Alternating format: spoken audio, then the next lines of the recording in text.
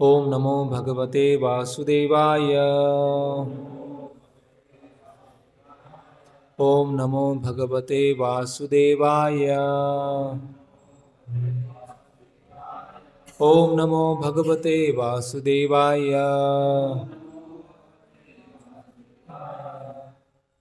श्रीमद् भागवतम स्कंद 4 अध्याय 22 चारों कुमारों से पृथु महाराज की भेंट। श्लोक क्रमांक 30। इंद्रियैः विषय आकृष्टैः आक्षिप्तं ध्यायतां मनः चेतनां हरते बुद्धे स्तंभः तोयम् इवा हृदात इंद्रियैर्विषयाकृष्टैर् आक्षिप्तं ध्यायतां मनः चेतनां हरते बुद्धे स्तंभस्तोयमिव हृदात्। शब्दार्थ।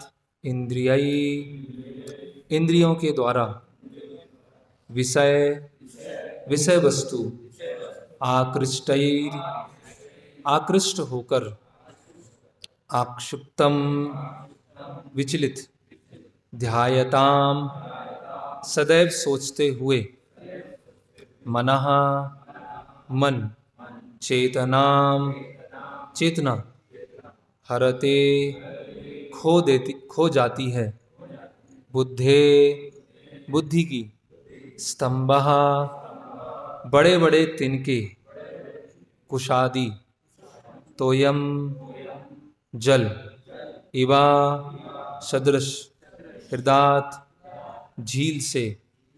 अनुवाद एवं तात्पर्य। कृष्ण कृपा मूर्ति अभय चरणारविंद भक्ति वेदांत स्वामी श्रील प्रभुपाद जी के द्वारा अनुवाद। जब मनुष्य का मन तथा इंद्रियां सुख भोग के हेतु विषय वस्तुओं के प्रति आकर्षित होते हैं तो मन विचलित हो जाता है। परिणाम स्वरूप लगातार विषय वस्तुओं का चिंतन करने से मनुष्य की असली कृष्ण चेतना वैसे ही खो जाती है जैसे कि जलाशय के किनारे उगे हुए बड़ी बड़ी कुश जैसी घास के द्वारा चूसे जाने के कारण जलाशय का जल। तात्पर्य। इस श्लोक में बड़े ही सुंदर ढंग से बताया गया है कि हमारी मूल कृष्ण चेतना किस प्रकार दूषित हो जाती है और हम किस प्रकार परमेश्वर से अपने संबंध को उत्तरोत्तर भूलते जाते हैं। पिछले श्लोक में बताया गया है कि हमें निरंतर भगवान की भक्ति में लगे रहना चाहिए, जिससे भक्ति की प्रज्वलित अग्नि समस्त भौतिक इच्छाओं को भस्म कर दे और हम जन्म मृत्यु के चक्र से मुक्त हो सकें। यह वह अप्रत्यक्ष विधि भी है जिससे हम परमेश्वर के चरणारविंद में अपनी अटूट श्रद्धा बनाए रख सकते हैं। जब मन को निरंतर इंद्रिय तृप्ति के बारे में सोचने के लिए छोड़ दिया जाता है तो वह हमारे भौतिक बंधन का कारण बन जाता है। यदि हमारा मन इंद्रिय तृप्ति के विषयों से ही पूरित रहे तो हम कृष्ण भक्ति करने की चाह रखकर भी सतत अभ्यास के कारण इंद्रिय तृप्ति के विषय को नहीं भूल सकते। यदि कोई संन्यास आश्रम ग्रहण कर ले किंतु मन को वश में ना कर पाए तो वह सदैव इंद्रिय तृप्ति यथा परिवार, समाज, कीमती घर इत्यादि के बारे में सोचता रहेगा। भले ही वह हिमालय में या जंगल में क्यों ना चले जाए, उसका मन इंद्रिय तृप्ति की वस्तुओं में रमा रहेगा। इस प्रकार क्रमशः मनुष्य की बुद्धि प्रभावित होती रहेगी, जिससे कृष्ण चेतना भक्ति के प्रति उसकी मौलिक रुचि समाप्त हो जाएगी। यहाँ पर दिया गया उदाहरण अत्यंत सटीक है। यदि किसी विशाल जलाशय के चारों ओर ऊंची ऊंची कुछ घास उगी हो तो उसका जल सूख जाएगा। इसी प्रकार जब भौतिक इच्छाएं बढ़ जाती है तो चेतना का स्वच्छ जल सूख जाता है। अतः कुश को पहले से ही काट देना या समूल नष्ट कर देना चाहिए। श्री चैतन्य महाप्रभु का उपदेश है कि यदि धान के खेत में खरपतवारों को उगने दिया जाए तो वे उर्वरक तथा जल का उपयोग कर लेंगे और धान के पौधे सूख जाएंगे। इंद्रिय भोग की इच्छा ही इस जगत में हमारे पतन का कारण है। हम 3 प्रकार के तापों एवं जन्म मृत्यु जरा तथा रोग के शिकार होते रहते हैं। किंतु यदि हम अपनी इच्छाओं को भगवान की दिव्य प्रेमा भक्ति की ओर मोड़ लें तो हमारी इच्छाएं पवित्र हो जाती हैं। हम इच्छाओं को मार नहीं सकते, हमें उन्हें विभिन्न उपाधियों से शुद्ध करना है। यदि हम अपने को निरंतर किसी विशेष राष्ट्र, समाज या परिवार के सदस्य के रूप में मानकर उन्हीं का चिंतन करते रहे तो हम जन्म मरण के बद्ध जीवन में दृढ़तापूर्वक उलझ जाते हैं। किंतु यदि हमारी इच्छाएं भगवान की सेवा में लग जाएं तो वे पवित्र हो जाती हैं और हम भौतिक कलमश से तुरंत मुक्त हो जाते हैं। ओम अज्ञानतिमिरन्धस्य ज्ञानञ्जनशलाकया चक्षुरुन्मिलितमेनं तस्मै श्री गुरुवे नमः। श्री चैतन्य मनोभीष्टं स्थापितं येन भूतले स्वयं रूप कदा मह्यं ददाति स्वापदान्तिकं। वन्देऽहं श्रीगुरो श्रीयुतपदकमलं श्रीगुरून् वैष्णवांश्च श्रीरूपं साग्रजातं सहगणरघुनाथान्वितं सजीवं साद्वैतं सावधूतं परिजनसहितं कृष्णचैतन्यदेवं श्रीराधा कृष्णपादान् सहगणललिता श्रीविशाखान्वितांश्च।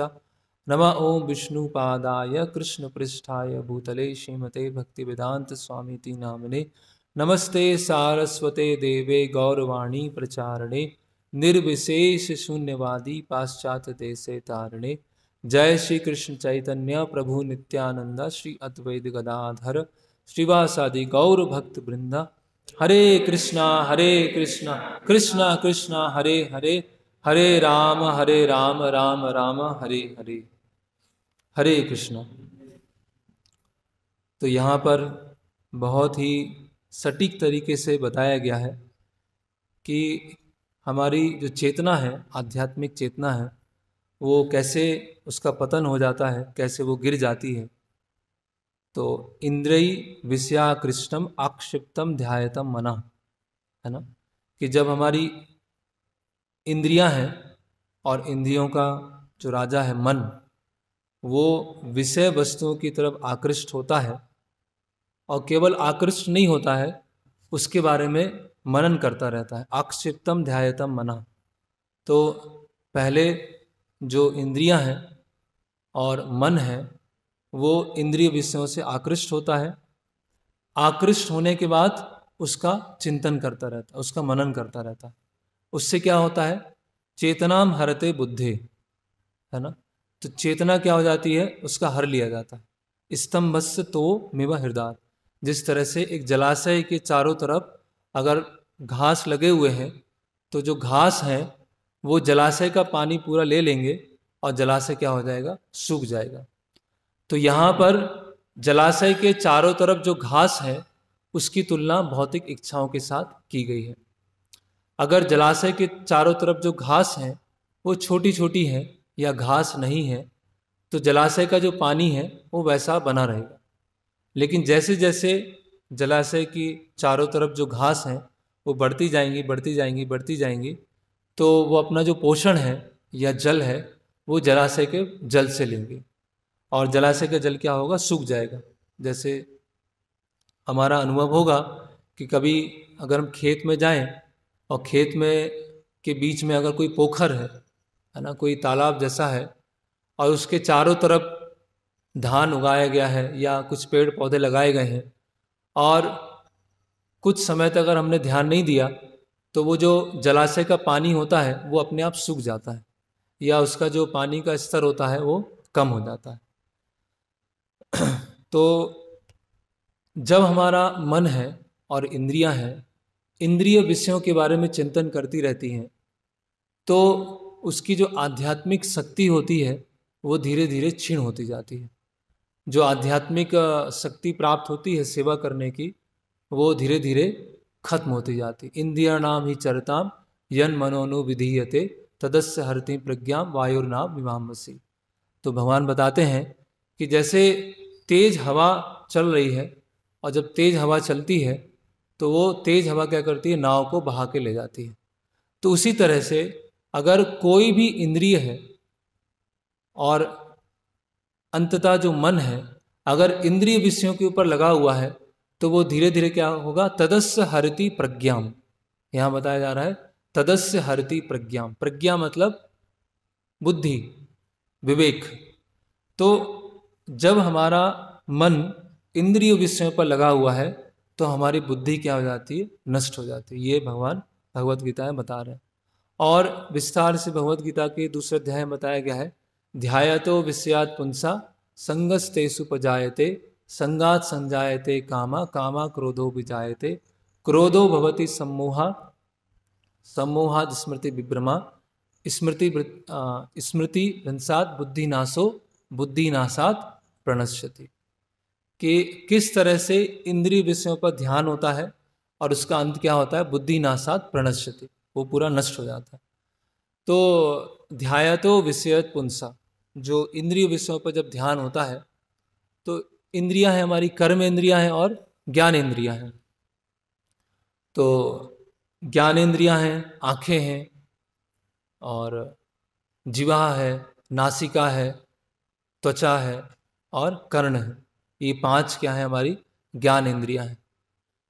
तो जैसे कि भागवतम के 11वें स्कंद में बताया गया है कि अलग अलग पशुओं के बारे में बताया गया। वो जो अलग अलग पशु हैं उनकी जो एक इंद्री होती है वो कमज़ोर होती है। उनकी एक इंद्री कमज़ोर होने की वजह से वो क्या हो जाता है, उनकी मृत्यु हो जाती है। उनको जो शिकारी होता है उनका शिकार कर लेता है, केवल एक इंद्रिय जो होती है वो कमज़ोर होने की। जैसे कि नेत्र, तो बारिश में बहुत सारे कीड़े होते हैं, कीड़े मकोड़े होते हैं।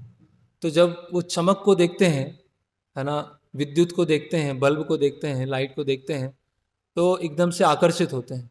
और आकर्षित होने के कारण क्या होता है, वहाँ पर जाते हैं और उनकी मृत्यु हो जाती है ना, क्योंकि उनका जो नेत्र है वो क्या है, बहुत कमज़ोर है। उसी तरह से हम जीवा देखते हैं, तो जो शिकारी होता है मछली को पकड़ना है तो मछली को पकड़ने के लिए क्या करता है, वो दाना डालता है और दाना डालता है और मछली उसमें पकड़ जाती है, क्योंकि उसकी कमजोरी क्या है, उसकी जीभ है। उसी तरह से जो हिरण होता है, तो हिरण का जो स्वभाव होता है बहुत फुर्तीला होता है ना, वो पकड़ में नहीं आता है। लेकिन शिकारी होता है वो बांसुरी बजाता है और बांसुरी बजाने से उसके जो कान होते हैं वो आकर्षित हो जाते हैं। इंद्रिय विषया आकृष्टम, उसके जो कान होते हैं वो आकर्षित हो जाते हैं और वो क्या हो जाता है, हिरण एक जगह स्थित हो जाता है और शिकारी उसको पकड़ लेते हैं। तो इस तरह से अलग अलग जो पशु हैं उनकी एक एक इंद्रिय जो होती है वो क्या होती है, कमज़ोर होती है। लेकिन जो मनुष्य है, अगर उसने अपनी इंद्रियों को नियंत्रित नहीं किया, मन को नियंत्रित नहीं किया, तो एक भी कोई इंद्रिय है जो उसकी कमज़ोर है या जो कृष्ण भावनामृत में नहीं लगी है, वो इंद्रिय क्या करेगी, उसको डुबा देगी, है ना। जैसे हम देखते हैं कि घर है, तो घर में बहुत सारे अलग अलग, किचन में, बाथरूम में अलग अलग जगह टैप्स लगे हुए, नल लगे हुए। अगर सारे नल अच्छे से बंद हैं तो पानी स्टोर रहेगा। हमने सारे अच्छे से बंद किए हैं, लेकिन एक नल भी अगर हमने खुला छोड़ा है या आधा बंद किया है, तो सारे बंद होने के बावजूद भी क्या होगा, वो धीरे धीरे धीरे पानी का लीकेज होता रहेगा, होता रहेगा, होता रहेगा, होता रहेगा। और सारे बंद होने के बावजूद भी वो पूरी टंकी क्या हो जाएगी, खाली हो जाएगी। तो उसी तरह से अगर एक इंद्रिय भी जो कमज़ोर है ना, नेत्र है, कर्ण है, जीवा है, अगर वो कमज़ोर है तो वो क्या होगा, वो हमको इंद्रिय विषयों की तरफ आकर्षित करके ले जाएगी। तो फिर अभी इन जो इंद्रियां हैं और जो हमारा मन है वो क्या चाहता है, जैसे प्रभुपाद यहाँ बता रहे हैं कि कृष्ण भावनामृत में आनंद चाहता है, रस चाहता है ना, उच्च स्वाद चाहता है, हायर टेस्ट चाहता है, या उसको आदि रस भी बोलते हैं। तो ये जो आदि रस क्या है, जो भगवान के आध्यात्मिक जगत में जो भगवान के शुद्ध भक्त हैं, जो अंतरंगा शक्ति हैं, जो भगवान की सेवा करते हैं, तो उनको एक रस प्राप्त होता है। उस रस को बोलते हैं आदि रस। जब जैसे कि प्रभुपाद जी बताते हैं, जैसे दूध है, तो दूध क्या है, बहुत ही साफ, स्वच्छ, पोषण देने वाला है, तो वो आदि रस है। लेकिन उस दूध में अगर खट्टा कुछ मिला दिया जाए, इमली मिला दिया जाए, तो उसका दूध का जो रूप है वो बदल जाएगा। तो आदि रस जो है, जो भगवान की सेवा करने की जो इच्छा है, अगर वो भोग की इच्छा में परिवर्तित हो जाए तो वो क्या हो जाएगा, जड़ रस बन जाएगा, है ना। तो जड़ रस कई बार भजनों में आता है कि जड़ रस मातिया, है ना, जड़ रस में पूरे मग्न है। तो आदि रस क्या होता है, जड़ रस में परिवर्तित हो जाता है। तो जो बद्ध जीव है, जब जड़ रस उसको प्राप्त हो रहा है, तो जड़ रस जब उसको प्राप्त हो रहा है तो उसमें क्या आता है, दुख भी मिलता है, उसमें फ्रस्ट्रेशन भी आता है। तो और उसको पता चलता है कि इस संसार में सुख जैसा नहीं है, ये जो भी सुख है वो क्या है, क्षणिक है। ये जो भी सुख आता है वो वास्तव में जब दुख की कुछ कमी हो जाती है उसके बाद उसे सुख प्राप्त होता है। तो वो जिज्ञासा करते करते करते क्या आता है, भक्तों के संपर्क में आता है, अनायास कीर्तन सुनता है, अनायास प्रसाद लेता है, अनायास कभी मंदिर आता है, तो उसको क्या होता है, एक टेस्ट प्राप्त होता है, उसको एक रस प्राप्त होता है ना। जैसे बताएगा रसो वैसा, परम सत्य की परिभाषा क्या है, एक रसो वैसा, है ना। भगवान क्या है, रस की एक वो है, स्रोत है। Krishna the reservoir of pleasure ना, वो पूरे रस की कान एक खान है। तो वो जो रस हम ढूंढ रहे हैं, जो आत्मा को जो रस चाहिए है, वो इस जड़ चीज़ों में वो रस नहीं मिल पाता है। तो जब जड़ चीज़ों में रस नहीं मिलता है तो धीरे धीरे जीव क्या होता है, भक्तों की तरफ, भक्ति की तरफ, भक्ति की प्रोसेस की तरफ आकर्षित होता है। और जब वो भक्ति की प्रोसेस की तरफ आकर्षित होता है तो उसको टेस्ट प्राप्त होता है, जो हम सब अपने प्रारंभिक भक्ति जीवन में अभी भी प्रारंभ ही चल रहा है। प्रारंभ का भी जो प्रारंभ है उस जीवन में अगर हम देखें तो हम मंदिर में कीर्तन में आते हैं, तो कीर्तन में भक्तों को नाचते हुए देखते हैं तो एक आनंद प्राप्त होता है ना। प्रसाद लेते हैं तो आनंद प्राप्त होता है, कथा सुनते हैं तो एक चेतना की उन्नति होती है। तो ये सब क्या होता है, हमें रस प्राप्त होते हैं। और रस क्या होता है, पहले हम रस के पीछे जा रहे थे, है ना, रस के पीछे जा रहे थे। जब हमको रस प्राप्त हो गया तो रस हमको अभी खींच रहा है ना, कि नियमित रूप से हमें सेवा में आना है, मंदिर आना है, साधना भक्ति के प्रोसेस में लगना है। तो धीरे धीरे हमको एक उच्च स्वाद मिलना हमको चालू हो गया। तो जो आदि रस था वो जो बिगड़ गया था जड़ रस में, अभी जड़ रस की सुधरने की शुरुआत चालू हो गई। तो भगवान की सेवा में जो रस प्राप्त हो रहा था आध्यात्मिक जगत में, वो बिगड़ गया, जो जड़ रस आ गया। और जड़ रस का भोग करते करते करते जब परेशान हो गए, फ्रस्ट्रेट हो गए और समझ में आ गया कि दुख है, तो अभी जड़ रस में सुधार आना चालू हुआ और फिर दोबारा हम आदि रस की तरफ बढ़ना चालू हो गए। जब हमने आदि रस की तरफ बढ़ना चालू किया और हमने सेवा करना चालू किया, भक्ति के प्रोसेस में लगना चालू किया, तो कुछ समय के बाद क्या हुआ कि भक्ति में जो रस आता था शुरुआत के समय में, अभी वो रस चला गया, है ना, अभी वो टेस्ट चला गया। तो शुरुआत हुई थी आदि रस से, आदि रस से गिरे थे जड़ रस में, जड़ रस से धीरे धीरे आ रहे थे आदि रस में, और जब आदि रस में थोड़ा सा आगे चले उसके बाद क्या हो गया, शून्य में पहुंच गए।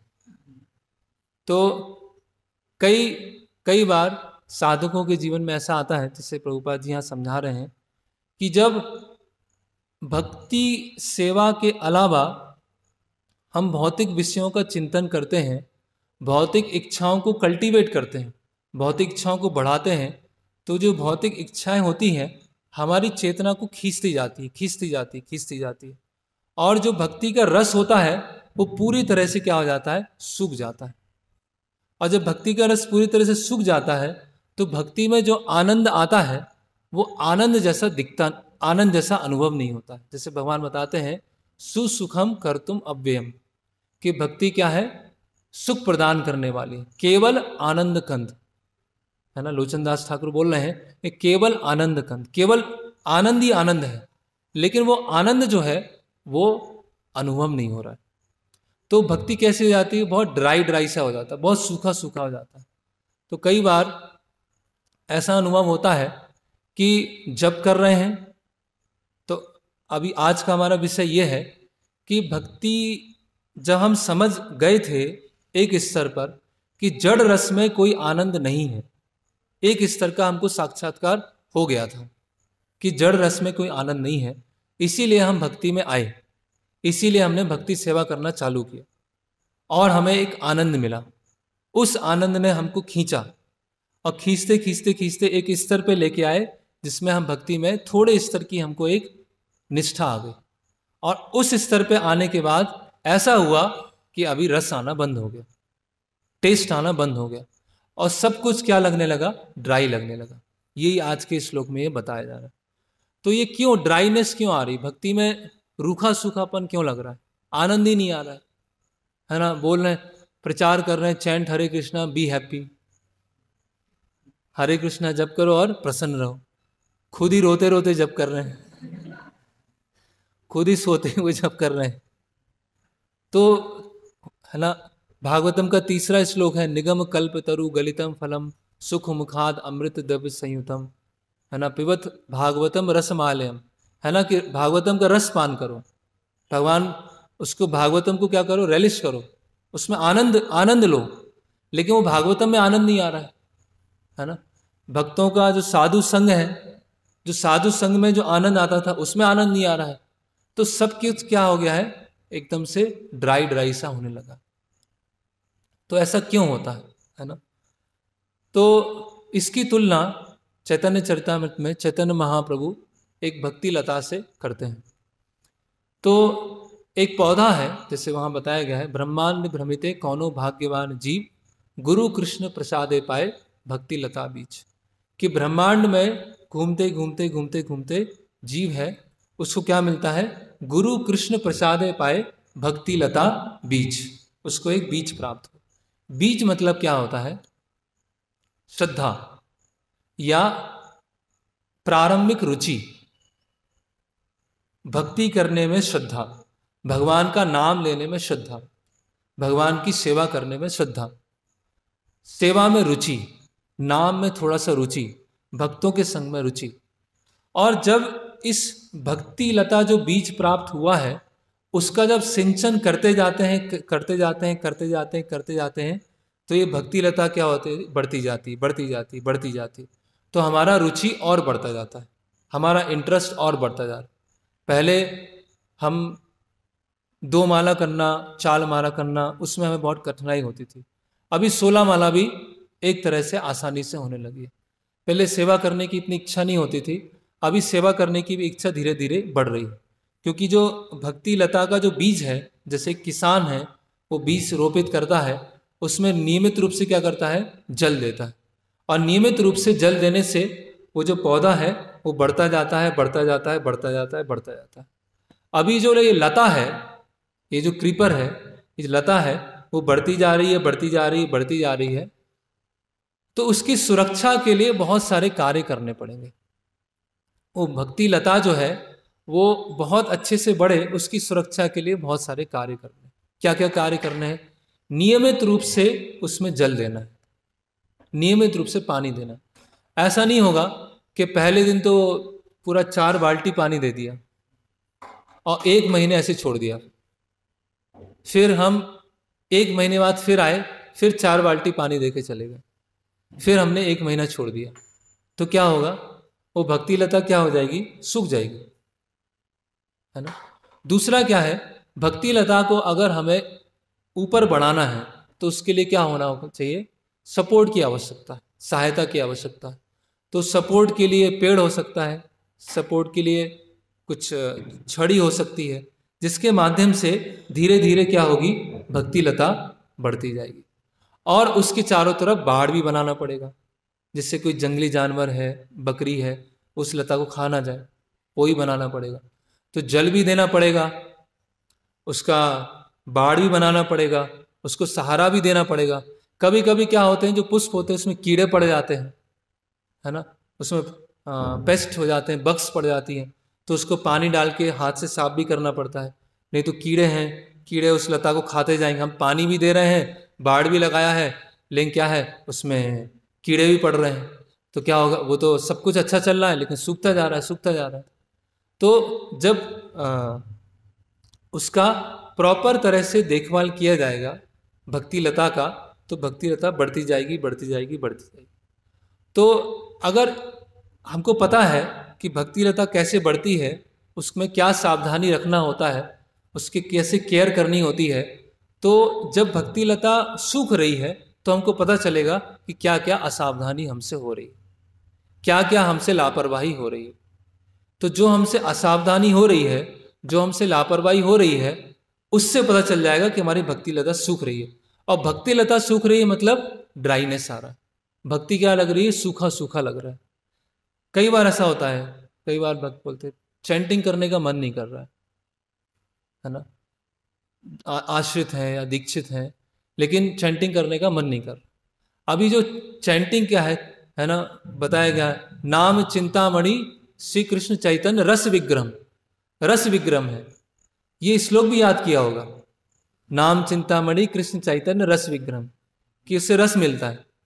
और चैंटिंग करने का मन नहीं कर रहा, ऐसा होता है ना। फिर सब सेवाओं में आते हैं तो सेवा करने का मन नहीं करता है ना। बहुत समय से अगर हमने प्रभुपाद जी की पुस्तकों को नहीं पढ़ा है तो प्रभुपाद जी की पुस्तकें लेते हैं तो पढ़ने की इच्छा नहीं होती है ना, बहुत भारी लगता है। तो ये सब क्यों होता है? ये सब है ना, सेवा में आते हैं तो सेवा में लगता है किसी तरह सेवा निपटाएं और अपने कक्ष में जाएं या अपने घर जाएं। सेवा क्या हो गया? बहुत भारी हो गया। तो जो चीज़ बहुत आनंददायक थी, जो चीज़ बहुत ही रसयुक्त थी, वो आज कैसा हो गया है? वो बर्डन हो गया। वो क्या हो गया है? एक भार हो गया। जैसे प्रभुपाद वो प्रवचन बताते गलग्रह, तो विग्रह है, तो विग्रह आ रहे हैं, विग्रह आ रहे हैं, आ रहे हैं, आ रहे हैं, आ रहे हैं, सबको उत्साह है। अभी विग्रह आ गए तो कुछ समय के बाद क्या लगने लगा? भार लगने लगा है ना। तो ऐसे ही हम भगवान का नाम ले रहे हैं, सेवा कर रहे हैं, साधु संग कर रहे हैं, लेकिन सब कुछ क्या लग रहा है? रूखा सूखा लग रहा है ना, कोई आनंद आ ही नहीं रहा है ना। फिर ऐसा लग रहा है कि लटके हुए हैं भक्ति में, लटक गए बीच में। जड़ रस छोड़ के आए, आध्यात्मिक रस मिल नहीं रहा है, अभी करें तो क्या करें है ना। जड़ रस में जा नहीं सकते हैं क्योंकि इतना सुन लिया, इतना पढ़ लिया, और भय है कि अगर जड़ रस में जाएंगे तो क्या होगा, और आध्यात्मिक रस मिल नहीं रहा है। तो बीच में ऐसी स्थिति आ गई कि अब समझ में नहीं आ रहा करें क्या। तो ऐसा क्यों होता है? ऐसे भक्ति जीवन क्यों रूखा सूखा हो जाता है? क्यों उसमें ड्राइनेस आ जाती है? तो हम समझने का प्रयास करेंगे। तो रूखा सूखा क्यों हो रहा है? क्योंकि उसमें भक्ति लता के चारों तरफ बहुत सारे खरपत बाल लग रहे हैं, उप शाखा गण है ना, निषिद्ध आचार, कूटी नाटी, जीव हिंसन, लाभ पूजा प्रतिष्ठादि, जत उप शाखा गण। तो ये 6 तरह के उप शाखा लग चुके हैं, 6 तरह की खरपतवार लग चुके हैं।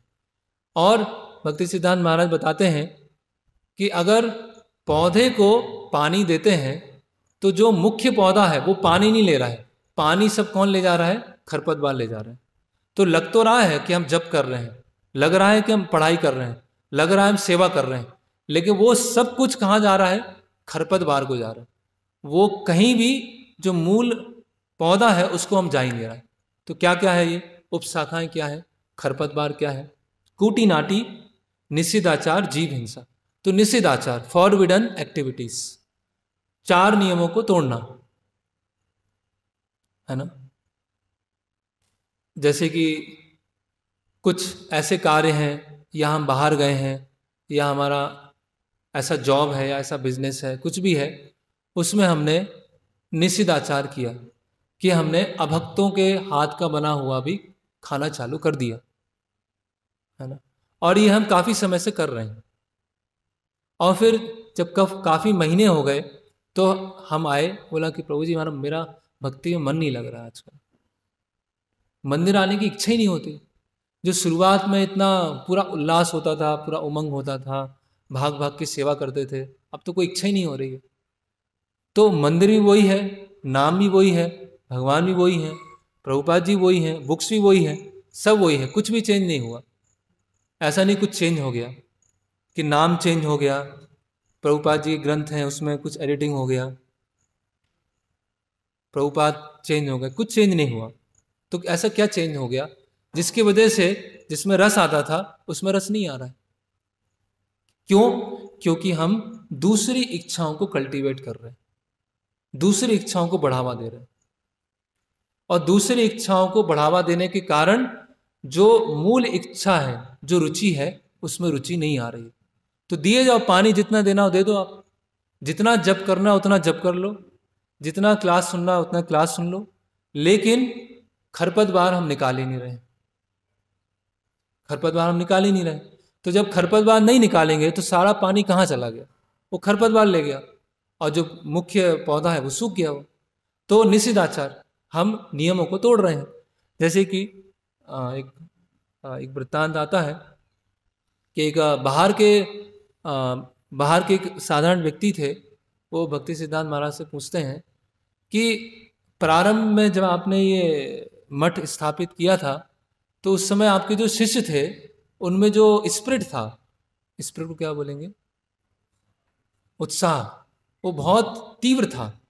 वो सब देखने को मिलता था, और ऐसा उत्साह था कि वो कंटेजियस था। एक भक्त का उत्साह दूसरे में चला जाता था, उसमें तीसरे में चला जाता था, और सब उत्साह लेके सेवा करते थे। लेकिन अब हम देखते हैं कि सब डल डल दिखाई देते हैं, सब एकदम डल दिखाई दे रहे। तो ऐसा क्या है? तो भक्ति सिद्धांत महाराज उदाहरण देते हैं कि अगर कोई प्रतिदिन भोजन ले रहा है, अच्छे से भोजन खा रहा है, लेकिन उसके पेट में कीड़े हैं, तो भोजन तो कर रहा है लेकिन उसके पेट में कीड़े हैं, तो वो भोजन क्या है, उसको लग नहीं रहा है, तो उसकी वजह से उसको पोषण नहीं मिल रहा है। तो भोजन में समस्या नहीं है, भोजन की जो खाने की जो प्रोसेस है उसमें समस्या नहीं है, क्योंकि पेट में जो कीड़े हैं वो भोजन को खा जा रहे हैं। इसीलिए क्या है, शरीर अभी भी दुर्बल है। तो भक्ति की प्रोसेस में तो लगे हैं, लेकिन क्या कर रहे हैं, उप शाखाओं को जल देते जा रहे हैं। तो कूटी नाटी, तो नियमों को तोड़ रहे हैं, 4 नियम टूट रहे हैं। जो गुरु को वचन दिया वो टूट रहा है ना, या जो प्रसाद लेना है वो नियम टूट रहा है। तो उसकी वजह से क्या होगा, ड्राइनेस है। कूटी नाटी, कूटी नाटी मतलब डिप्लोमेटिक बिहेवियर। तो डिप्लोमेटिक बिहेवियर मतलब बोलना कुछ, करना कुछ, अपना मतलब निकालने के लिए बात को तोड़ना मरोड़ना, है ना, शब्द जाल को फैलाना, और इस तरह से व्यवहार करना कि अपने आप को शुभ चिंतक की तरह दिखाना, लेकिन अंदर से क्या होना, अंदर से कुछ दूसरा है। जैसे वो पंचतंत्र की कहानी है, वो सियार जो है नील में गिर जाता है, नीला नीला नील, तो सियार क्या होता है, वो नीला हो जाता है। और जब जंगल में जाता है तो जंगल में जाने के बाद सब बोलता है, अरे ये तो बहुत ही विचित्र, बहुत ही स्पेशल जानवर है, ऐसा तो देखा ही नहीं है। तो सियार जो है नील में गिर गया है तो अभी बढ़िया दिख रहा है, अभी सियार जैसा नहीं दिख रहा है वो। लेकिन जब दूसरे सियार आते हैं और जोर जोर से आवाज करते हैं तो इसको भी वो आ जाता है, उसको भी, तो ये भी आवाज करना चालू हो जाता है। तो सबको समझ आता है, अरे ये तो सियार ही है। तो क्या है, वो बाहर से कुछ मुखौटा पहन लिया, कूटी नाटी, डिप्लोमेटिक बिहेवियर। तो अपनी वास्तविकता को स्वीकार नहीं करना, इसको बोलते कूटी नाटी। कि हम जिस स्थिति में हैं, जिन हम समस्याओं में हैं, उसमें समस्याओं को ना समझकर, विनम्र स्थिति को ना लेकर, ये समझना कि मैं इस तरह से प्रस्तुत करना कि हाँ मुझे किसी की आवश्यकता नहीं है, या अंदर से या बाहर से अपने आप को अलग दिखाना, है ना। तो जहाँ अपना मतलब सिद्ध होगा वहाँ वैसे हो जाएंगे, जहाँ अपना मतलब होगा वैसे हो जाएंगे, और जब पीछे रहेंगे, अकेले रहेंगे, तो अपने असली रूप में आएंगे। ऐसा होता है, जब सीनियर के सामने होंगे तो रूप पूरा बदल जाएगा, और जब साथियों के साथ होंगे तो पूरा उग्र रूप आ जाएगा। सौम्य रूप से उग्र रूप में, जैसे उग्र नरसिंह है और शांत नरसिंह है। तो जब साथ में है, सबके सीनियर्स के साथ में है तो शांत रूप है, और जब समकक्ष में है या फिर हमारे से जो बाद में है उनके सामने उग्र रूप ले लिया है। तो ये क्या दिखा रहा है, ये डुप्लिसिटी दिखा रहा है, ये व्यवहार की डुप्लिसिटी दिखा रहा है। हाँ, अलग अलग भक्तों के साथ अलग अलग तरह से व्यवहार होगा, सबके साथ एक जैसा व्यवहार नहीं हो सकता है। जैसे यथा योग्य सम्मान, वो बात सही है, लेकिन व्यवहार में पूरा अंतर दिख रहा है। जब एक किन्हीं एक भक्त के साथ में है एक तरह का व्यवहार है, जब दूसरे भक्त के साथ में है तो व्यवहार पूरी तरह से बदल चुका है ना। तो इसका मतलब क्या बता रहे हैं कि आप में सरलता का गुण नहीं है। और जब सरलता का गुण नहीं है तो जो भी आप अपना जप कर रहे हैं, जो भी सेवा कर रहे हैं, वो सब खरपतवार लेके जा रहा है, वो सब खरपतवार लेके जा रहा है। और रुचि है धीरे धीरे धीरे कम होती जा रही। फिर है जीव हिंसा। जीव हिंसा मतलब दूसरे की आध्यात्मिक प्रगति को रोकने का प्रयास करना, इसको बोलते हैं हिंसा। दूसरा अगर आध्यात्मिक रूप से प्रगति कर रहा है तो हमको वो सहन नहीं हो पा रहा है ना। अगर दूसरा व्यक्ति को अधिक हमारा समकक्ष भी हो सकते हैं, हमसे बाद में आए हो सकते हैं, और वो भक्ति में अच्छे से प्रगति कर रहे हैं, उनको सेवाओं में अच्छे से आगे बढ़ाया जा रहा है, सेवा में अधिक पूछा जा रहा है, उनको अधिक आगे किया जा रहा है, तो हमें क्या हो रहा है, बहुत असुरक्षा अनुभव हो रही है। हमें उसमें इस तरह से अनुभव हो रहा है कि हमारे अंदर वो द्वेष की भावना आ रही है ना।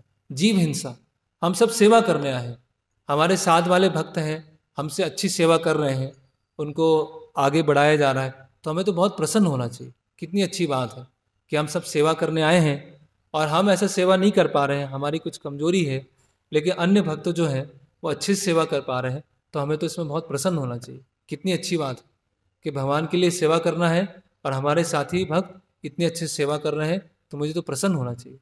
लेकिन हम क्या हो रहे हैं, अंदर ही अंदर फ्राई हो रहे हैं, अंदर ही अंदर जलते जा रहे हैं। और उससे क्या हो रहा है, जो जप के समय आनंद नहीं आ रहा है, कथा में आनंद नहीं आ रहा है। क्यों नहीं आ रहा है? क्योंकि कहीं ना कहीं हमें वो द्वेष की भावना है। तो ये जो सूक्ष्म तरह के, ये सारे सूक्ष्म अनर्थ हैं। और चैतन्य महाप्रभु क्या बोलते हैं कि इन उपशाखाओं को पहले ही निकाल देना चाहिए। जैसे कि धान लग रही है और धान के साथ में बहुत सारी उपशाखाएं भी हैं, बहुत सारे खरपतवार हैं।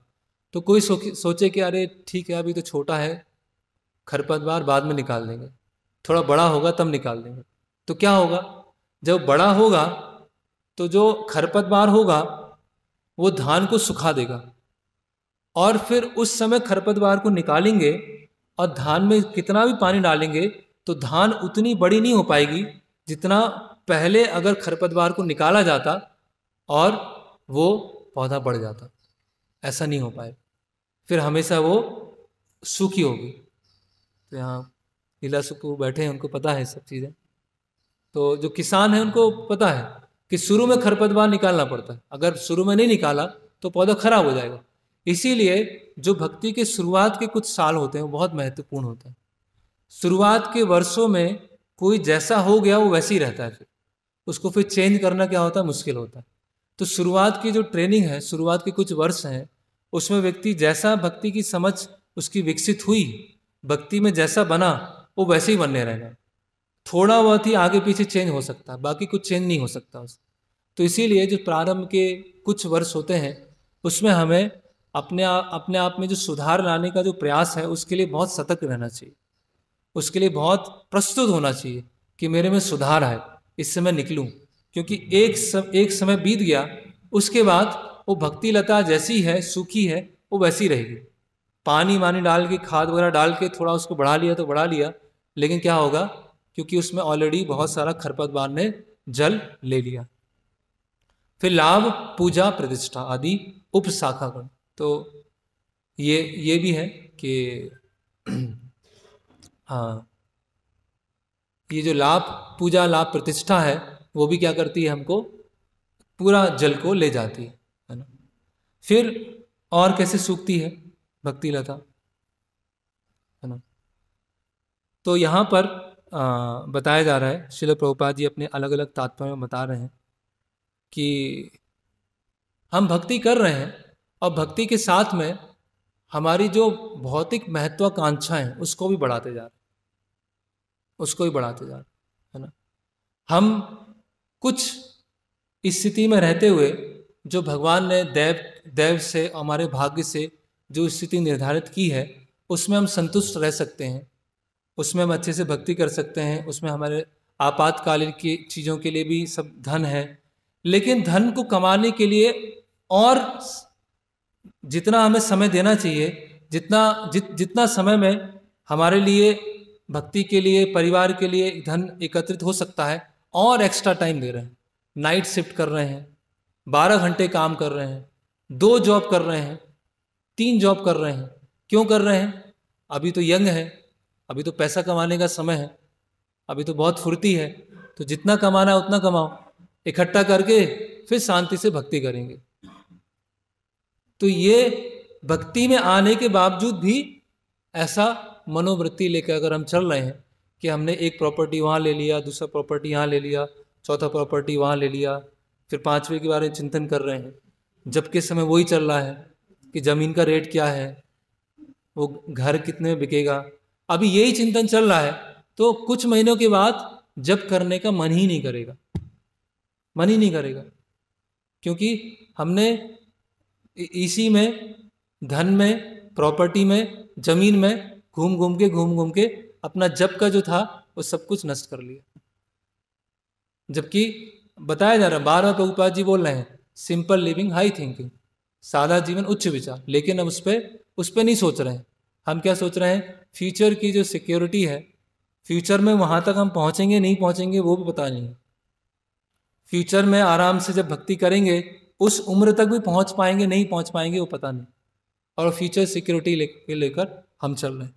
फिर श्रील प्रभुपाद जी की जो पुस्तकें हैं वो हम पढ़ नहीं रहे, तो कुछ अनर्थ हो सकते हैं जो गृहस्थ भक्तों में देखने को मिलते हैं, और कुछ अनर्थ हो सकते हैं जो फुल टाइम ब्रह्मचारी उनमें देखने को मिल सकते हैं। तो प्रभुपाद जी की पुस्तकें नहीं पढ़ रहे हैं, बहुत समय बीत गया है, प्रभुपाद जी की पुस्तकें नहीं उठाया है ना।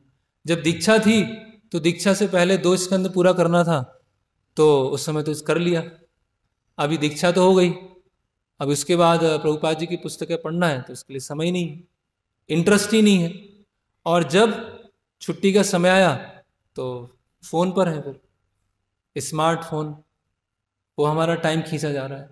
तो ये सब बहुत हमें देखना होगा कि ये सब इंद्रिय चिंतन है, ये इंद्रिय विषय का चिंतन, ये कोई थ्योरी नहीं है। यहाँ जो चतुष कुमार बता रहे हैं कि इंद्रियां जो हैं इंद्रिय विषय पे चिंतन करती हैं, वो ऐसी चिंतन होता है। ऐसा नहीं होगा कि मैं सुबह बैठता हूँ, आज मेरी इंद्रियां इंद्रिय विषय पे चिंतन करेंगी, आधे घंटे में चिंतन करूँगा, उसके बाद चिंतन से हटा लूँगा, दिन भर वही चिंतन चलता रहता है। तो फिर जो अभक्ति वाले लिटरेचर पढ़ना, अभक्ति वाले वीडियोस देखना, अभक्ति वाले सीरियल्स देखना, स्पोर्ट्स में बहुत रुचि लेना कि वर्ल्ड कप आ रहा है ना, या फिर बहुत सारे डिवोटीज के बीच में बातचीत होती है ना, कि इंडिया फाइनल में पहुंची नहीं पहुंची, सेमीफाइनल में पहुंची नहीं पहुंची। ना सोचिए जो भक्त हैं, दीक्षित हैं, वो इस तरह से बात कर रहे हैं कि भारत पहुंचा कि नहीं पहुंचा, भारत का गौरव होगा, भारत अगर फाइनल मैच में पहुंच गया तो वो भारत के लिए गौरव की बात है। तो ये किस तरह से बात है, क्या क्या बातें हो रही है? पॉलिटिक्स के बारे में, पॉलिटिक्स की चर्चा हो रही है कि यार वो तो वहाँ पर ऐसा हो गया, यहाँ पर ये हो गया, उसको वहाँ बना दिया, इसको वो मंत्री बना दिया, यार उसको नहीं बनाना चाहिए था, इसको करना चाहिए था। तो इससे इन सब चीज़ों से क्या हो रहा है, इन सब चीज़ों से क्या हो रहा है ना। इसका मतलब क्या है? भक्ति में रुचि नहीं आ रही है, हम दूसरी जगह रुचि ढूंढ रहे हैं। रस तो हमें ढूंढना ही है, रस वर्जम रसोपी अस्य परम दृष्टवा न निवर्तित। तो रस तो ढूंढना ही है, लेकिन रस कहाँ ढूंढ रहे हैं? दूसरी जगह ढूंढ रहे हैं। न्यूज़पेपर में ढूंढ लिया, यूट्यूब पे ढूंढ लिया, स्पोर्ट्स में ढूंढ लिया, पॉलिटिक्स में ढूंढ लिया, प्रजल्प करने में ढूंढ लिया। रस तो चाहिए है ना। नॉन डिवोशनल म्यूजिक है वो सुन रहे हैं। तो ये सब चीज़ें क्या है, हमारी चेतना को धीरे धीरे खींचती जाती, ड्राई करती जाती। फिर और कैसे चेतना खींचती, कैसे ड्राई होती है भक्ति? कि भक्ति में हम एक पिक्चर लेके आते हैं कि सब आदर्श होंगे, सब आदर्श होंगे, सब आदर्श भक्त होंगे, सब 3 बजे उठ जाएंगे, सब कीर्तन में नाच रहे होंगे, सबका जीवन सरल होगा, सब एकदम पक्का पालन कर रहे होंगे। और शुरू में सब आदर्श दिखते हैं, शुरू में सब परमहंस दिखते हैं, जो भी भक्त आता है उसको प्रणाम करते हैं, जो भी भक्त आता है उसको हरे कृष्णा बोलते हैं। फिर समय के साथ धीरे धीरे कुछ लोगों को हरे कृष्णा बोलना बंद कर देते हैं, कुछ लोगों को प्रणाम करना बंद कर देते हैं, क्योंकि अभी हम भी धीरे धीरे आगे बढ़ ही रहे हैं। थोड़ा सा और आगे बढ़ते हैं तो एक ही दो भक्त बचते हैं जिनको हम प्रणाम करते हैं, हरे कृष्णा बोलते हैं, बाकी तो सब ऐसे ही हैं।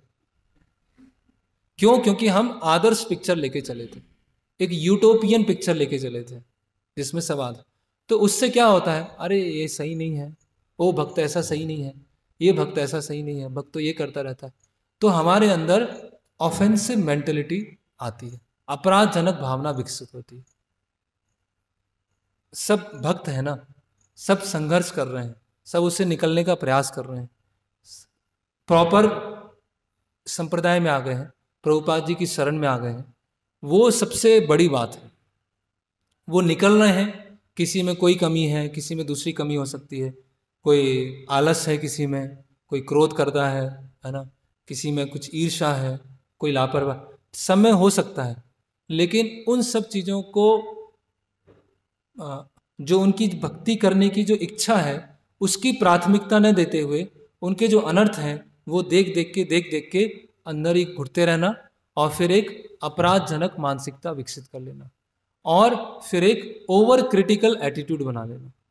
ओवर क्रिटिकल एटीट्यूड मतलब केवल गलती ही ढूंढना, हर जगह गलती ढूंढना, और हर जगह जब गलती ढूंढ रही है, अरे यहाँ तो कोई ऐसा भक्त है ही नहीं, किससे संग लें प्रभु जी, किसका संग लें, कोई मेरे योग्य है ही नहीं जिसका मैं संग कर सकूं। मतलब सब में समस्या है। अगर हमको ये लगे कि सब में समस्या है, मतलब ये समझना चाहिए कि हम सबसे बड़ी समस्या है, सबसे बड़ी समस्या हम ही है। ऐसा नहीं हो सकता है कि 40, 50, 100 भक्त हैं, सब में समस्या है, मेरी किसी से नहीं बनती है ना, मेरा किसी से ट्यूनिंग नहीं होता, क्योंकि सब में त्रुटियां हैं। मैं एक आदर्श भक्त परमहंस ढूंढ रहा हूं, वो मुझे आज तक मिल नहीं पाए। जब वो मिलेंगे तो उनके मैं शरणागत हो जाऊंगा, और जब उनके शरणागत होंगे तो कुछ महीनों बाद उनमें भी गलतियां दिखना चालू होंगी, उनमें भी समस्याएं दिखना चालू होंगी, उनमें भी लगे अरे, तो मतलब परमहंस कौन बचा? मैं खुद ही बचा। और उससे क्या होता है, अपराधजनक मानसिकता होती है, और कुछ समय के बाद भक्ति से आउट हो जाते हैं, भक्ति से निकल जाते हैं। ऐसा बहुत होता है कि और ये सब क्या है, इसको तुलना कर रहे हैं भक्ति लता पर बक्स, जो कीड़े होते हैं। पानी दे रहे हैं, बाढ़ भी लगाया है, सब कुछ बढ़िया चल रहा है, लेकिन पौधे से कीड़े नहीं हटा रहे। तो ये कीड़े क्या हैं? अपराध मानसिक, वैष्णव अपराध, है ना, वैष्णवों के प्रति अपराध बुद्धि की मानसिकता रखना, है ना। तो ये जो आइडियलिस्टिक एक, जैसे प्रभुपाद लिखते हैं आकाश पुष्प, ऐसी छवि लेके आना। जैसे शुरुआत के समय में जब हम आते हैं तो भक्तों का व्यवहार देखते हैं, भक्तों की हम साधना देखते हैं, भक्तों के साथ डीलिंग देखते हैं, तो बहुत अच्छा लगता है। हमें एक इच्छा होती है कि उनका संग लें, उनके साथ में रहें, है ना। तो ये सब धीरे धीरे इच्छा जागृत होती है। जब हम बहुत क्लोज के एसोसिएशन में आते हैं तो अच्छाई के साथ दुर्गुण भी देखना चालू होते हैं। उस समय हमारी परीक्षा होती है कि वास्तव में हम किस लिए आए। उस समय परीक्षा की घड़ी होती है, और सबके साथ में ही आएगी। अगर आपको आइडियल चाहिए है, हम खुद सोचें कि हम कितने आइडियल हैं। अगर हम आइडियल किसी से अपेक्षा रख रहे हैं कि सामने वाला आदर्श हो, तो हम अपने खुद के लिए आदर्श कितने हैं? हमारे अंदर कितने, हम खुद अनर्थों से कितना मुक्त हो गए हैं? हम अनर्थों से मुक्त नहीं हुए हैं, हमारे जप में रुचि नहीं है, साधना में रुचि नहीं है, और हम एक्सपेक्ट कर रहे हैं कि कोई आदर्श हमको मिल जाए। तो ये अपराध मानसिकता विकसित होना और हर चीज़ में गलती ढूंढने का प्रयास करना, जैसे वो उदाहरण आता है मक्खी और मधुमक्खी का, है ना। मक्खी होती है और मधुमक्खी।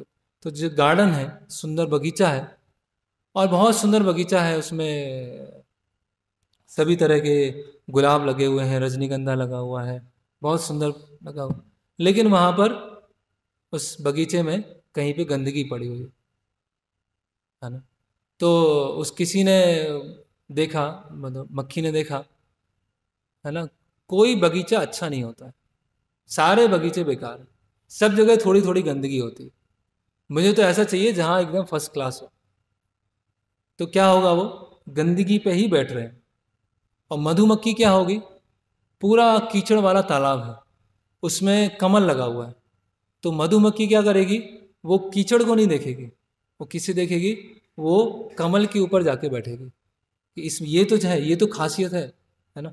तो इसी तरह से अगर हम भक्त समाज में ये हमने गुण विकसित नहीं किया है कि क्या हम सीख सकते हैं, सीखने का गुण नहीं है, सिखाने का गुण अधिक है ना। तो सीखने का गुण नहीं है कि हम कुछ सीख सकते हैं, हमारी मनोवृत्ति ऐसा होना चाहिए, तो क्या होगा, धीरे धीरे धीरे धीरे धीरे धीरे फिर हमें केवल अवगुण ही दिखाई देंगे, केवल दुर्गुण ही दिखाई देंगे।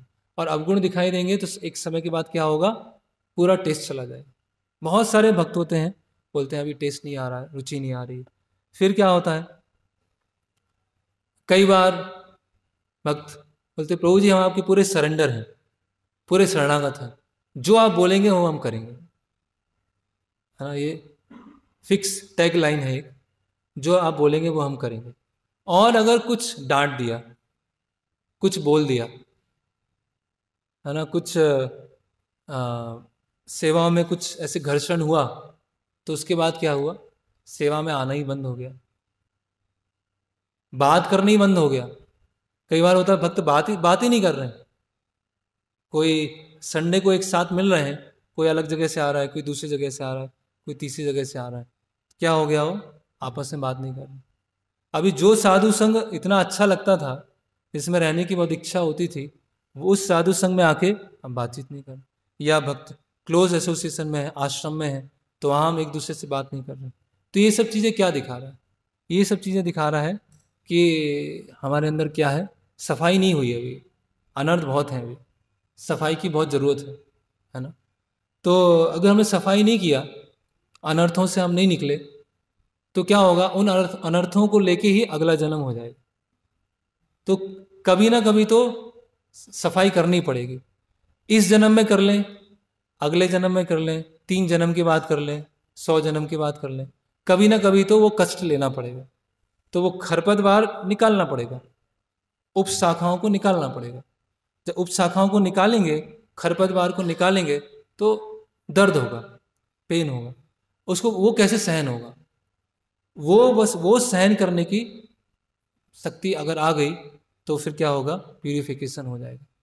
फिर ये जितनी चीज़ें परेशान कर रही हैं, जो अलग अलग तरह के अनर्थ परेशान कर रहे हैं, है ना, तो परम पूज्य भक्ति विकास महाराज बोलते हैं कि कभी भी मन के साथ नहीं खेलना चाहिए, कभी भी खुद की भक्ति के ऊपर कॉन्फिडेंस नहीं आना चाहिए कि मेरी भक्ति इतनी अच्छी है और मुझे इतना कॉन्फिडेंस आ गया है कि अब तो बस हमेशा मैं सेवा कर सकता हूँ, कभी कोई त्रुटि नहीं होगी। जैसे ही वो कॉन्फिडेंस नहीं होता, वो ओवर कॉन्फिडेंस, वो हमारे मिथ्या अहंकार के ऊपर विश्वास होता है कि मैं सब जानता हूँ, श्लोक भी जानता हूँ, एकादशी के दिन कई एकादशी में मैं 64 माला भी किया है, बहुत सारे धाम भी गया हूँ, बहुत वर्षों से सेवा कर रहा हूँ, बस अब तो हो गया, अब तो कुछ नहीं, अब तो मुझे कोई हिला नहीं सकता, है ना। तो इसीलिए ये बहुत ज़रूरी है। फिर एक लास्ट पॉइंट ये है कि जब हम अभक्तों का संग अधिक लेने लगते हैं, अभक्तों के विचार को स्वीकार करना चालू करते हैं, है ना, जैसे बताया गया है, असत संग त्याग ए वैष्णव आचार, स्त्री संगी एक असाधु कृष्णा भक्त आर। तो असत लोगों का संग करने से उससे हम प्रभावित होंगे, उससे हम प्रभावित होंगे, तो जो श्रील प्रभुपाद जी की इंस्ट्रक्शन है या शास्त्रों की इंस्ट्रक्शन है, वो हमको इतने व्यवहारिक नहीं लगेंगे, और जो अभक्तों की तरफ से इंस्ट्रक्शन आ रहे हैं वो हमको अधिक व्यवहारिक लगेंगे। हाँ, ये तो प्रभु जी ये ज़्यादा प्रैक्टिकल लग रहा है मुझे, ये जो प्रभुपाद जी का जो निर्देश है उस समय अच्छा था, उस समय उसको मैं स्वीकार करता हूँ, वो सही है, लेकिन अभी थोड़ा सा इतना प्रैक्टिकल नहीं है। तो कौन डिसाइड करेगा प्रैक्टिकल है, कौन डिसाइड करेगा इम्प्रैक्टिकल, कौन इसको निर्धारित करेगा। तो असत संग लेना ऐसा नहीं कि अभक्त के साथ में हम ट्रेन में जा रहे हैं तो एक सीट पे बैठे हुए हैं, 3 अभक्त बैठे हुए हैं, हम भक्त बैठे हुए। तो क्या हुआ प्रभु जी, हम असत्संग लेके आ गए क्योंकि ट्रेन में साथ में आ रहे थे। वो वो असत्संग नहीं कहलाएगा। अभक्तिपूर्ण विचारधाराओं से प्रभावित होना, उसको बोलते हैं असत्संग। असत्संग फिजिकली भी हो सकता है, असत्संग खबर पढ़ के भी हो सकता है, और असत लोगों के विचार से हम खुद प्रभावित हो सकते हैं, उससे भी असत्संग हो सकता है। और फिर हमें शास्त्रों के निर्देश, ये जो श्रील प्रभुपाद जी के निर्देश, वो हमको क्या लगेंगे, अव्यवहारिक लगेंगे, है ना। ऐसा हो सकता है कि प्रभुपाद जी ने निर्देश दिया है, अभी वो मैं पालन नहीं कर पा रहा हूँ, वे मेरी असामर्थ्य है, वो मैं नहीं कर पा रहा, लेकिन निर्देश अपने आप में सही, वो मेरी कमजोरी है, इसीलिए मैं नहीं कर पा रहा हूँ, इसीलिए मैं एक स्टैंडर्ड नीचे रह के अपना सेवा कर रहा हूँ। वो कहना सही है, लेकिन ये बोलना कि ये तो शास्त्र हैं या जो प्रभुपाद जी के निर्देश हैं वो अव्यवहारिक हैं, वो क्या हो जाएगा, असत्संग हम ले रहे हैं, और कहीं ना कहीं ये जो अनर्थों को हम पोषण दे रहे हैं। इसीलिए क्या हो जाता है, भक्ति सिद्धांत महाराज एक शब्द उपयोग करते हैं, अचिकित्स। अचिकित्स मतलब, चिकित्सा मतलब इलाज, चिकित्स मतलब जिनका इलाज किया जा सके, और अचिकित्स मतलब जिनका इलाज नहीं किया जा सके। तो भक्तों में एक श्रेणी होती है जिसको बोलते हैं अचिकित्स भक्त। अचिकित्स भक्त मतलब उनका कोई इलाज नहीं, उनको उनके हाल पे छोड़ना पड़ता है। क्यों है, क्योंकि उन्होंने अपनी उप शाखाओं को, खरपतवार को इतना पानी दे दिया, इतना पानी दे दिया है कि अभी वो क्या हो गई है, जो भक्ति लता थी वो उसकी ग्रोथ उससे अधिक हो ही नहीं पाएगी। तो ये कुछ विषय था, बहुत और भी कुछ डिस्कस कर सकते हैं इसमें, कि किस तरह से भक्ति जो है समय के साथ भक्ति में टेस्ट आना रूखा सूखा हो जाता है। हरे कृष्णा कृष्णा कृष्णा हरे हरे, हरे राम राम राम हरे हरे। किसी का कोई प्रश्न है?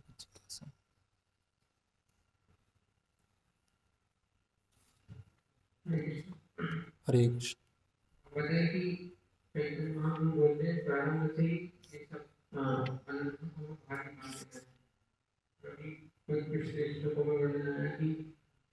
भक्ति में प्रगति के साथ जो अंदर की वासनाएं हैं, इच्छाएं, वो जलेंगी। हाँ, प्रारंभ में व्यवस्थित रूप से हम उससे दूर हो जाते, सबको साथ देना है, भक्तों के साथ रहना है, जो अंदर की जो इच्छाएं हैं वो तो प्रारंभ में निकालना बहुत व्यावहारिक रूप से बहुत कठिन है। तो जैसे कि कोई पौधा है, धान का पौधा है, और उसके पास में क्या है, खरपतवार है। तो एक साधारण व्यक्ति होगा जिसको खेती के बारे में कुछ नहीं पता, ABCD कुछ नहीं पता है, तो वो पहचान नहीं पाएगा कि ये धान का पौधा है या ये खरपतवार है। तो कभी कभी वो धान का पौधा ही निकाल देगा और खरपतवार लगा रहे, क्योंकि वो लेमैन है, उसको पता नहीं है। लेकिन जो दक्ष किसान है उसको पता होगा कि ये धान का पौधा है और ये खरपतवार, तो वो निकाल देगा। तो उसी तरह से हमें पता नहीं है कि हमारे अंदर सूक्ष्म रूप से क्या अनर्थ है, लेकिन जो गुरु हैं, गुरुजन हैं, उनको पता है कि इनमें सूक्ष्म अनर्थ क्या है। तो सूक्ष्म अनर्थ हमको नहीं पता है, लेकिन हम अपने आप को हमेशा अगर खुला रखेंगे, ओपन रखेंगे, कि अगर मेरे से जाने अनजाने कुछ गलती हो रही है, अनर्थ निकल रहे हैं और हमको करेक्ट किया जा रहा है हमारे जो गुरु हैं उनके द्वारा, तो उसमें हम तैयार हैं, ओके, रेडी। मुझे पता नहीं है मेरे अनर्थ क्या है, जो वरिष्ठ जन है उनको पता चल रहा है, वो मेरे अनर्थ को निकाल रहे हैं, बहुत बढ़िया। मेरे अंदर ये अनर्थ था, मुझे पता ही नहीं था, मैं तो सोच रहा था मैं तो बहुत अच्छे से कर रहा हूँ, लेकिन मेरे अंदर अनर्थ है, आज ये दिख गया और ये निकल गया, तो बहुत बढ़िया। तो इस तरह से वो अनर्थ निकलेगा। हम नहीं निकाल पाएंगे, लेकिन भगवान की कृपा से, गुरु की कृपा से, उनके निर्देश से वो निकलेगा। उसको बोलते हैं ट्रेनिंग, उसको बोलते हैं प्रशिक्षण। जैसे कोई आर्मी में भर्ती हुआ, एडमिशन हुआ, तो उसमें बहुत सारी कमजोरी हो सकती है, आलस हो सकता है, उसका स्टेमिना इतना अच्छा नहीं हो सकता, बहुत सारी चीज़ें हो सकती है, लेकिन बार बार बार बार ट्रेनिंग कर करके उसको पूरा फिट बना दिया जाता है कि हाँ अभी आप फिट हैं, अभी आप जा सकते हैं। तो ऐसे ही ये भक्ति का प्रशिक्षण, हमको पता नहीं होगा कि हमारी क्या कमियां हैं, लेकिन उसमें बस सबसे इम्पोर्टेंट पॉइंट क्या होता है प्रशिक्षण में, कि हम प्रशिक्षित होना चाहते हैं, हम गलतियों से निकलना चाहते हैं, वो सबसे इम्पोर्टेंट पॉइंट है।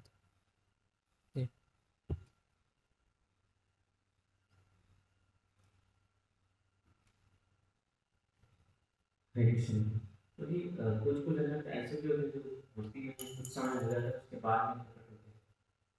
हाँ, तो अलग अलग अनर्थ अलग अलग समय पे निकलते हैं। जैसे कि प्रारंभ के समय में किसी को बोलेंगे चलो आप सब्जी काट दो, बोलेंगे चाहो सफाई कर दो, तो हाँ ठीक है मैं करता हूँ।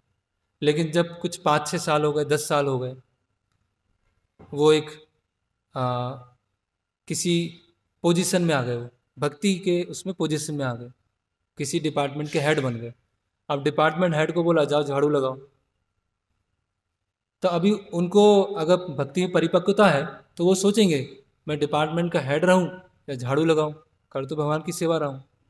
लेकिन उनको लगे कि अरे मुझे यहाँ से हटा के यहाँ लगा दिया, तो वो जो अनर्थ था पूजा लाभ प्रतिष्ठा का, वो इतना छुपा था, इतना छुपा था कि उस समय वो निकल के आया। तो कुछ चीज़ें क्या होती है आगे चल के निकल के आती है। ऐसे प्रारंभ के समय में हम सबके सामने झुक रहे हैं, लेकिन जब थोड़ी स्वतंत्रता मिलती है तो उस स्वतंत्रता का दुरुपयोग भी कर सकते हैं। हमें एक एक एरिया दिया गया कि ठीक है आप कीजिए इसको, आपसे इतना पूछा नहीं जाएगा, रोक टोक नहीं है, लेकिन उस स्वतंत्रता का हमने गलत उपयोग किया और कुछ करना चालू कर दिया, तो वो जो अनर्थ है बाद में निकला। तो जैसे आपने बताया कि शुरुआत में अनर्थों को या जो खरपतवार में निकालने का तो इसमें यह है कि जब वो दिखना चालू हो गए, वो निकलना चालू हो गए, बीज के रूप में है। जैसे प्रभुपाद जी ने अपने शिष्यों को एक फ़ोटो दिखाया कि हरिदास ठाकुर ने जब वो स्त्री को दीक्षा दिया तो स्त्री ने क्या किया, अपने हेड शेव किया और तुलसी महारानी के सामने जप करती थी। तो प्रभुपाद जी ने कहा कि दीक्षा के बाद में हेड शेव होना चाहिए। तो कुछ जो हिप्पी बैकग्राउंड से थे उन्होंने फिर से बाल बढ़ाना चालू कर दिया। प्रभुपाद जी बार बार बोलते थे कि देखो एक बार किसी ने बोला कि प्रभुपाद चैतन्य महाप्रभु के बाल तो बहुत सुंदर हैं, इतने बड़े बड़े बाल हैं चैतन्य महाप्रभु के, कृष्ण के बाल इतने सुंदर हैं, तो हम हेड शेव क्यों कराएं? तो प्रभुपाद जी ने बोला कि तुमको कृष्ण के बारे में किसने बताया? बोले प्रभुपाद ने बताया। बोले चैतन्य महाप्रभु के बारे में किसने बताया? बोले आपने बताया। तो बोले मेरा हेयर स्टाइल क्या है? तो वैसे आपको रखना है। तो प्रभुपाद बोलते हैं हिप्पी सीड्स, कि हिप्पी के बीज अभी भी रह गए हैं। तो ऐसे अनर्थों के बीज जो होते हैं वो समय समय पर निकलते हैं और उसको वहाँ पर निकाल देना चाहिए। जब थोड़े भी जन्म लें उसको वहाँ पर निकाल देना चाहिए, नहीं तो क्या होगा वही पूरा पानी ले जाएगा, वही सब ले जाएगा।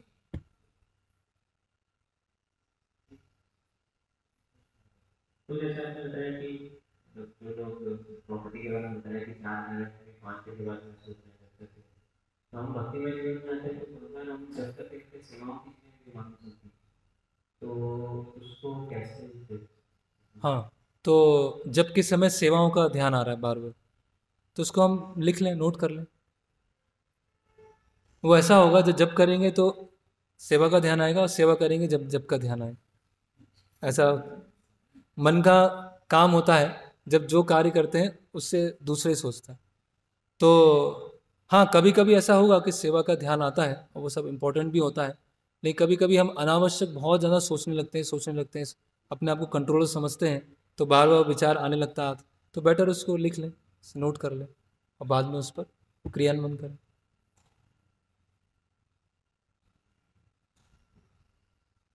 तो आपने बताया कि जैसे महापुरुष बता रहे थे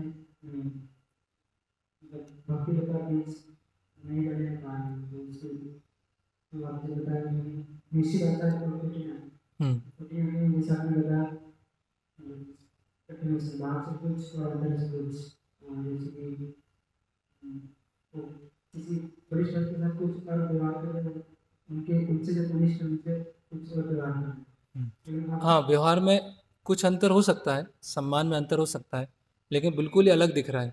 यहाँ पूरा आप नम्र बने हैं, यहाँ पूरा क्रोध कर रहे हैं, मतलब पूरी पर्सनैलिटी चेंज हो गई। तो हाँ, आगे। तो मेरा प्रश्न ये है कि जैसे आप बोले कि जो मध्यम वर्ग के भक्त हैं तो अलग अलग भक्तों के साथ अलग अलग व्यवहार करते हैं।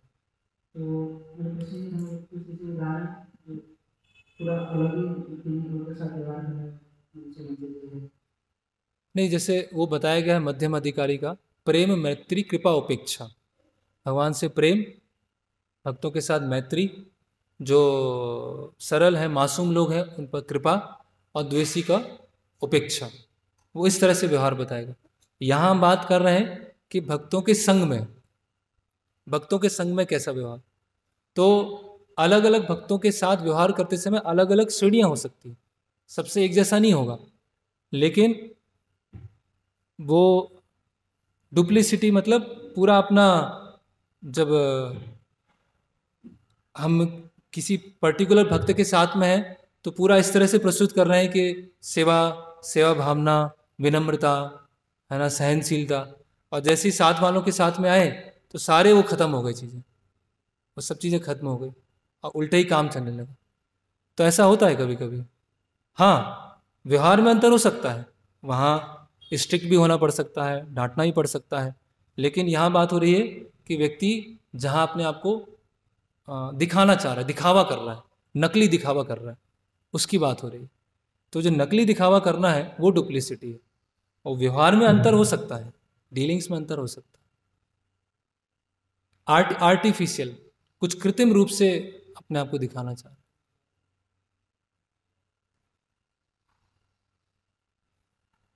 ओके। शिल प्रभुपाद की जय, श्रीमद् भागवतम की जय।